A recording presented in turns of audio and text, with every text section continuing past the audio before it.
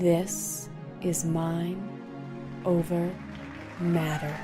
Good evening, I'm Mitch Friedman, and welcome to Mind Over Matter TV, where we like to teach you and help you find different tools and techniques, and sometimes even tricks. That's right, for you to overcome the obstacles in your life, feel better, and reach all of your personal goals. So welcome to the show, and I'm really excited about the show tonight. I met Jim and Jennifer. Welcome to the show. Thank you. So, we met at the Santa Fe Wellness Expo, and I was so fascinated by their whole center. It's called the Santa Fe Harmony Center, Yeah. and it's all about sound healing and different kinds of techniques. And I'm going to go ahead and let them talk about what they do and how it benefits all of you. But before we do, Jennifer wrote the most beautiful, perfectly worded chat about who they are. So I'm going to go ahead, bear with me here. I don't have my glasses, so bear with me. I'm going to go ahead and read this to you about who they are and what they do. Thank you.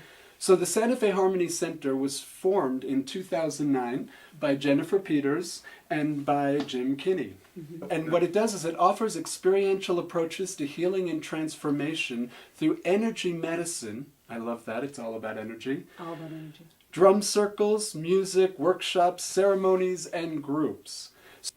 Jim and Jennifer are human potential practitioners. I love the sound of that, so I'm excited to hear about what that is. Okay. And they facilitated personal growth for over 20 years using a variety of methods drawn from indigenous practices and interpersonal psychology. Yeah. Their focus is on creating shifts in consciousness and perception, ultimately aligning the mind, body, and spirit with living the good life. Living the good life. Jim and Jennifer's background includes extensive training with indigenous peoples as well as Western psychology, psychoneural integration, EFT, which is emotional freedom technique, and other mind, body, and relational approaches and transformations. So yay! Yay. I love the sound of that. So, Thank you. Yeah. So yeah, tell us a little bit about how this center, the Santa Fe Harmony Center, how did you get started with that? Well, it started out with, we had a vision. Mm-hmm. We both had it when we were younger, to have a center, and then life happened. And then we actually met in Park City, Utah, Mm-hmm. and we walked for a workshop. We were doing a workshop there. She lived on the East Coast, I lived on the West Coast. And we walked into the space, and we saw each other, and we went, okay.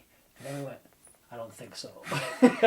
Both of us. Because we weren't there to meet somebody for a relationship. But then we had a conversation between the two classes that we were having, and it came out about one of our visions, is to have this healing center that we've been doing for years, and we're both in transition. Go figure, right?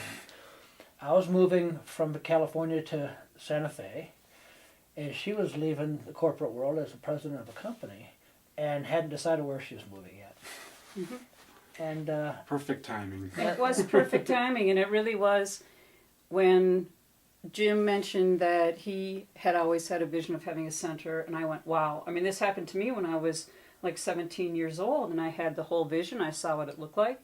And then, like Jim said, life happened, and you know, you have children, become a single parent, in a corporate life, all this, and doing a lot of spiritual training and things on the side, right? That double life kind of thing, and then going, well, how is that ever going to happen? And then when we made the commitment, and we talk a lot about the power of commitment, when we made the commitment, Excellent. It was like the Red Sea parting to allow everything to come together. It was an amazing process. When you say commitment, I always think of that commitment as intention too. Like we set the intention and made the commitment, and because I think intention is so powerful. It's kind of it's that driving energy that just makes it happen really fast. and one of our things is, the intention is like step one. Because, you know, I don't know what, that old phrase, the road, whatever is paved with good intentions. That's right. What is that? The road to hell. Hell. Exactly. Sorry you asked. I wasn't going to say that. Wherever you're going, it's about intentions. Yeah. Oh, that's funny. And when we set an intention, often our next step, we hit roadblocks. Right. Always. So everybody does what's those things in the New Year's? Resolutions. Yeah, New Year's resolutions, and they last for about a month. If they're really good, they last for 2 to 3 months.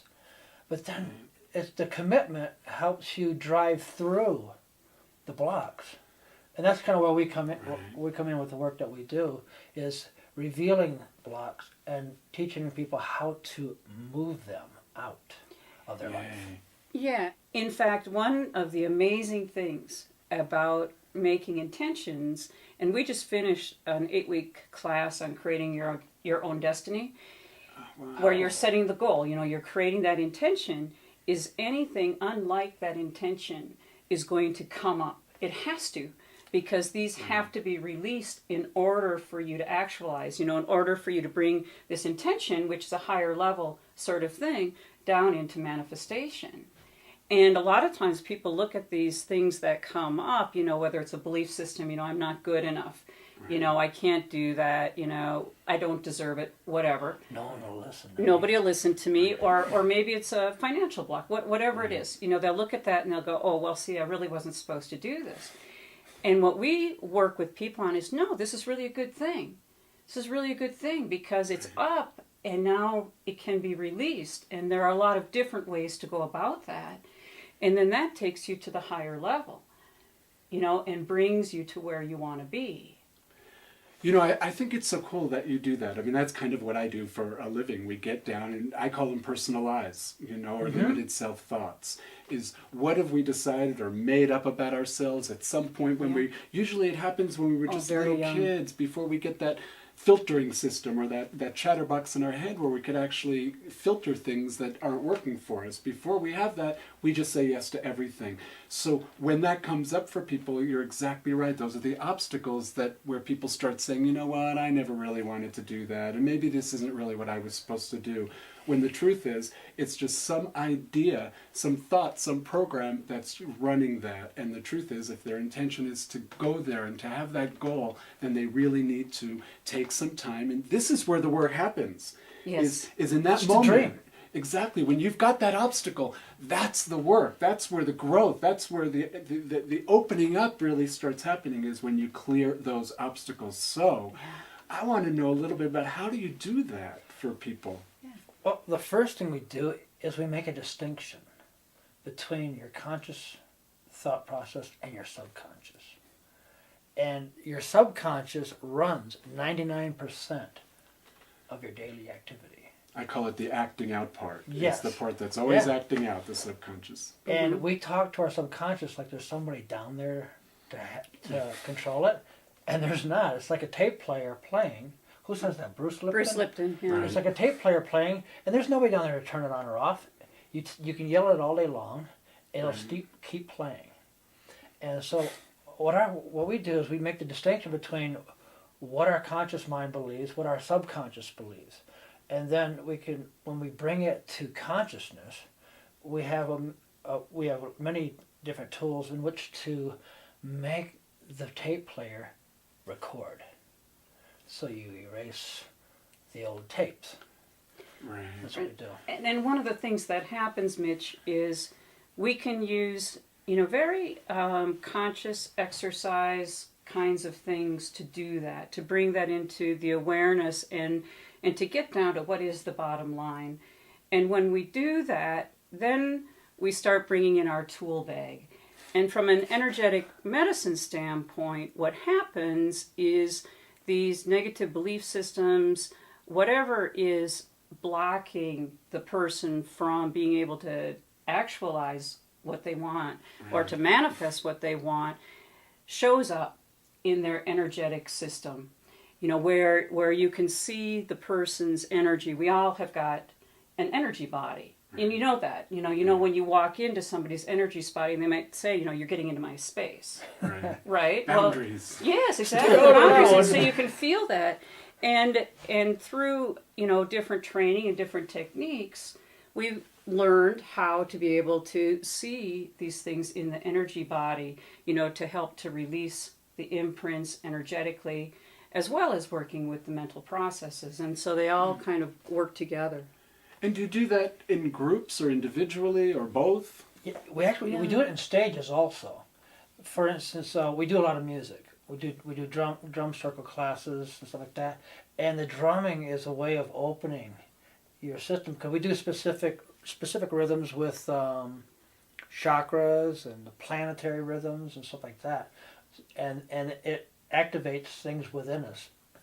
And a lot of times people start with drumming with us in the drum classes, and then they branch into private work, group work, classes, because it one steps on top of the other, and it's a matter of what level do you want to play on the field. It's like, what level do you want to play at? How deep down the rabbit hole do you want to Exactly. go? Well, Red pill or blue pill? Exactly. It's all, yeah, it's all like that. And what happens is sometimes, we want to harmonize things, but sometimes you have to disrupt things first. Right. And drumming does that. Drumming will disrupt things that, the way your patterns are right now, and then rhythms eventually will allow your brain to entrain with the rhythms and to bring you into alpha states, into theta states, so that, you can access these things. You have access to these past memories that you want to release. And so people start opening, right? And we always have to have people get to a point where they're willing to allow. They're willing to allow for the possibility that things can be different, and start at that point. And then once that's the crack. Right? That's the crack to the universal energies. And then we can start repatterning. Then we can really get into the thick of it. And it doesn't have to take a long time. It doesn't. I have a master's in counseling and psychology and talk therapy, that kind of thing, and that can just take a lot of time. But you combine those really wonderful principles and techniques with energetic work, and things can move a lot faster. Yeah, I know. We always think that change has to be hard, and it's got to take a long time. And you got to suffer, and we're not into suffering. That's what we call it, living the good life. Living the good life. That's one of the courses that we teach. That's about that. And one of the things that are really neat in our rhythms, going back to the drumming, is all of our beats have a right and a left brain function. Yeah. And it's amazing to watch with people when you're learning the beats, because you can tell when their left brain is holding on, or their right brain is holding. They get that part of the rhythm with no problem. Within the class time, you'll see the breakthrough. Where their left and right brain lock in together. It's called whole brain. And it goes into, and the rhythm just comes. Right. And kind of what Jim is talking about too is our work is experiential. And we feel, we believe very strongly is when you experience something, it's hard to deny it. If you haven't been taking some kind of mind-altering substances and you start having different experiences, you can try to deny them, but the experiences come back. It's the evidence. It's the evidence. And so then, and the evidence is probably contrary to what you've learned to believe is reality. There's this old statement that we use a lot, is that what I believe is true for me, what you believe is true for you, but what's true for me may not be true for you. Right? Our perceptions are our reality. Is that true? Yeah, and we can shift that. We can shift that. And when you start seeing the shifts, when people start seeing the shifts, it's like the light bulb goes off. And that is so rewarding. It is just really wonderful to see the shifts in people, and to see the amount of light that people carry and that kind of thing. And it's a wonderful thing.